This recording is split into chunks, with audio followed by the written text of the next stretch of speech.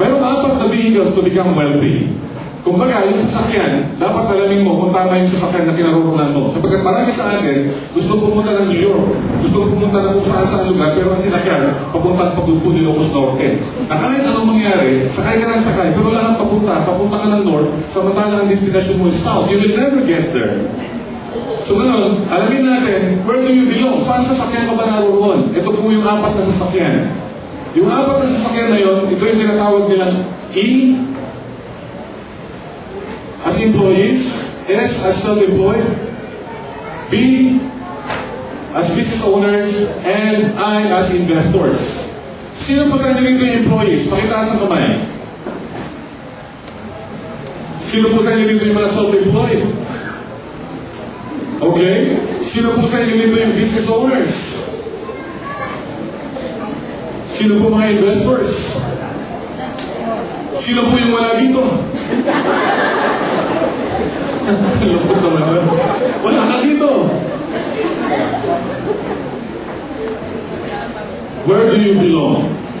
Okay, ikaw lang nakakaya. Then let's analyze yung sinakyan mo kung tama ba na makakarating ka doon sa destination mo. Let's see. Yung employees na self-employed, you listen to me. Ang sabi sa libro, ito daw mga employees at saka self-employed,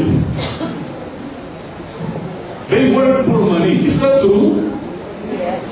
Is the reason na kung bakit ka nagtatrabaho because gusto mo nang meron kang kikitain, you're working for money?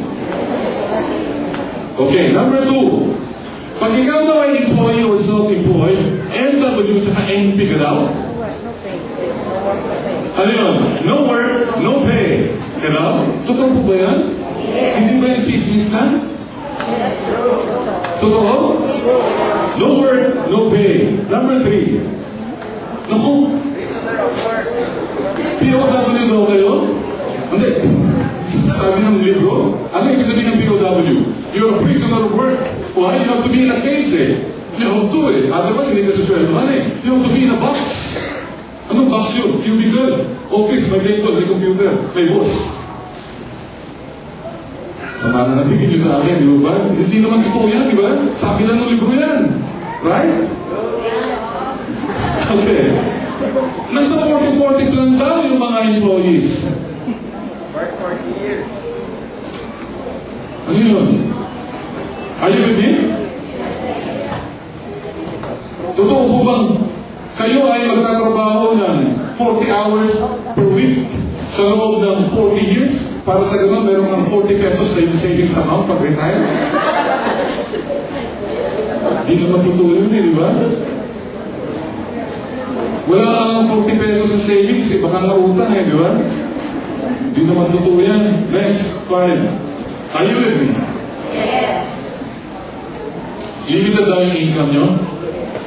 15-30, 15-30, 15-30. Pag ikaw naman ay painter, depende kung gaano marami yung na-paint mo. Pag ikaw naman ang lawyer, depende sa dami ng case mo. Pag ikaw ay doktor, depende sa dami ng kwan, di ba? Pero yung iba, maraming income. Gaya na sinasabi ko, hindi naman nangangahulugan, walang pera yung mga tao dyan.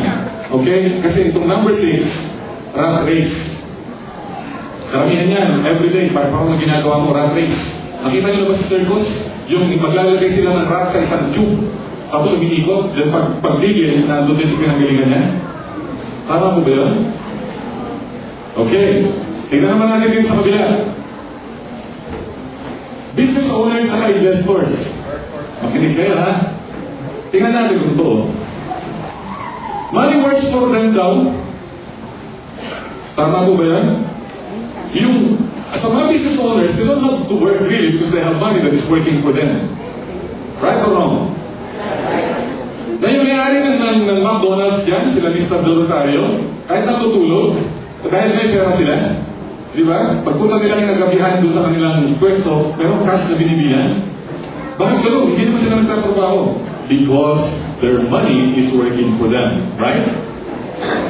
Next. NWWP daw sila. Do you know that? No work, we pay. Oh yes, of course. Kaya hindi ka magtrabaho because you don't have to work for money. Your money is working for you. Diba? Nasa Hong Kong sila. Sandali lang, bakit pag nasa Hong Kong sila, Pagbalik nila, puno pa rin yung kaha nila. Bakit pag nasa Paris sila, shopping, gumastos ng gumastos, pagdating nila, may pera pa rin sila. Hindi naman sila nagtatrabaho. Kaya kayo nga nagtatrabaho para sa kanila eh. Di ba hindi ba dapat kayo nasa Hong Kong? It's your wealth, it's your sweat, it's your blood, it's your time away from your family. But how come? They get the money, they get the income. Number 3.